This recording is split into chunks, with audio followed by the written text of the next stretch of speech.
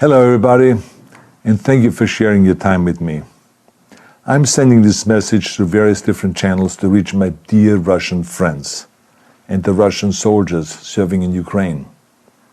I'm speaking to you today because there are things that are going on in the world that are being kept from you, terrible things that you should know about. But before I talk about the harsh realities, let me just tell you about the Russian who became my hero. In 1961, when I was 14 years old, a very good friend of mine invited me to come to Vienna and to watch the World Weightlifting Championships. I was in the audience when Yuri Petrovich Vlasov won the World Championship title, becoming the first human being to lift 200 kilograms over his head. And somehow a friend of mine got me backstage. All of a sudden, there I was, a 14-year-old boy, standing in front of the strongest man in the world. I couldn't believe it. He reached out to shake my hand.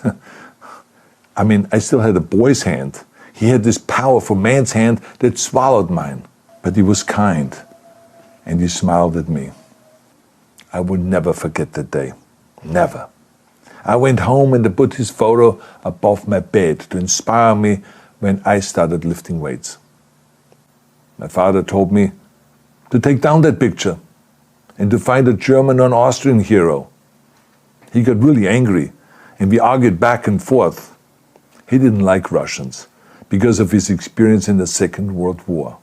You see, he was injured at Leningrad, where the Nazi army that he was part of did vicious harm to the great city and to its brave people. But I did not take the photograph down, no, because it didn't matter to me what flag Yuri Vlasov carried. My connections to Russia didn't stop there, by the way. Oh, it actually deepened when I traveled there with bodybuilding and for my movies and met all my Russian fans.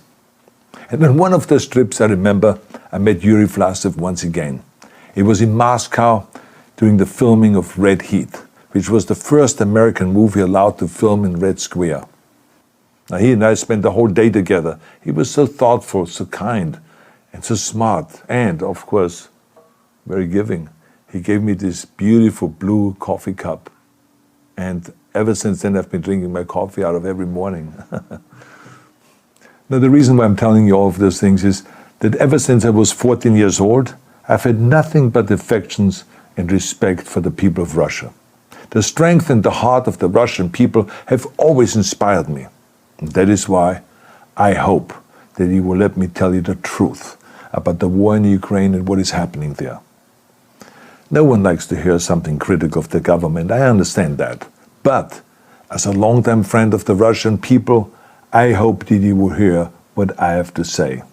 And may I remind you that I speak with the same heartfelt concern as I spoke to the American people when there was an attempted insurrection on January 6th last year, when a wild crowd was storming the US Capitol, trying to overthrow our government.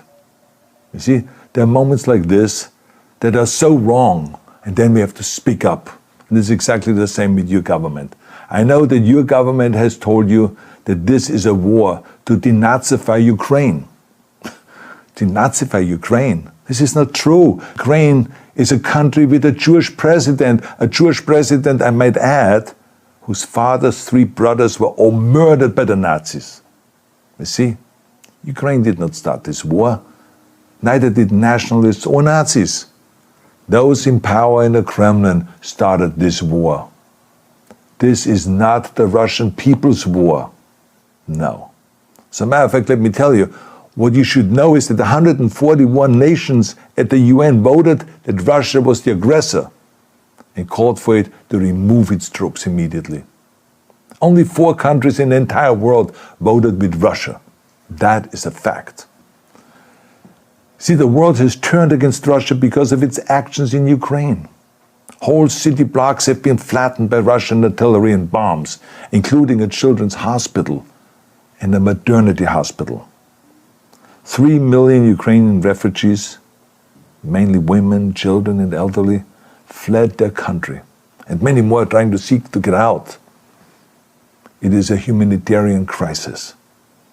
Because of its brutality, Russia is now isolated from the society of nations. You're also not being told the truth about the consequences of this war on Russia itself. I regret to tell you that thousands of Russian soldiers that have been killed. They have been caught between Ukrainians fighting for their homeland and the Russian leadership fighting for conquest. Massive amounts of Russian equipment have been destroyed or abandoned. The destruction that Russian bombs are raining down upon innocent civilians has so outraged the world that the strongest global economic sanctions ever taken have been imposed on your country. Those who don't deserve it on both sides of the war will suffer. The Russian government has lied not only to the citizens, but to its soldiers. Some of the soldiers were told they were going to fight Nazis. Some were told that the Ukrainian people would greet them like heroes, and some were told that they were simply going on exercise. They didn't even know that they were going into war. And some were told that they were there to protect ethnic Russians in Ukraine. None of this is true. The fact is that Russian soldiers have faced fierce resistance from the Ukrainians who want to protect their families and their country. When I see babies being pulled out of ruins, I think that I'm watching a documentary about the horrors of the Second World War, not the news of the day. Now let me tell you, when my father arrived in Leningrad, he was all pumped up on the lies of his government. And when he left Leningrad, he was broken, physically and mentally. He lived the rest of his life in pain. Pain from a broken back, pain from the shrapnel that always reminded him of these terrible years, and pain from the guilt that he felt. To the Russian soldiers listening to this broadcast, you already know much of the truth that I've been speaking. You've seen it with your own eyes. I don't want you to be broken like my father.